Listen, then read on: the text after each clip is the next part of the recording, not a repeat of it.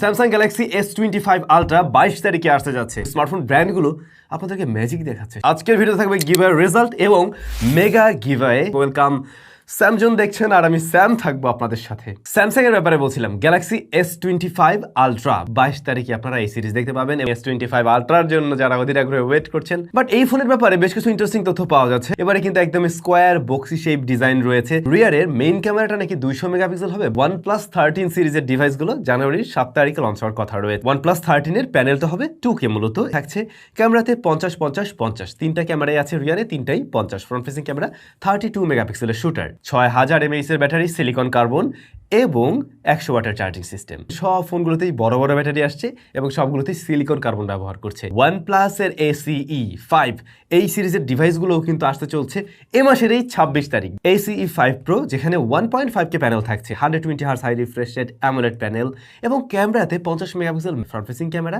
32 যতদূর সম্ভব এবং 6000 mAh এর ব্যাটারি, 18 ওয়াটের চার্জার রয়েছে। ACE 5 এ কিন্তু প্রসেসর হিসেবে থাকবে স্ন্যাপড্রাগন 8 Gen 3। এর যে বড় ভাই 5 Pro, ACE 5 Pro, সেখানে কিন্তু 8 এলইডি দিয়ে আসছে এবং মোটামুটি কম দামের মধ্যে তখন আপনারা এলইডি গুলো পেয়ে যাবেন। এই ডিভাইসটাতে 1.5K প্যানেল রয়েছে। ক্যামেরা সেটআপ সেম আমরা দেখছি।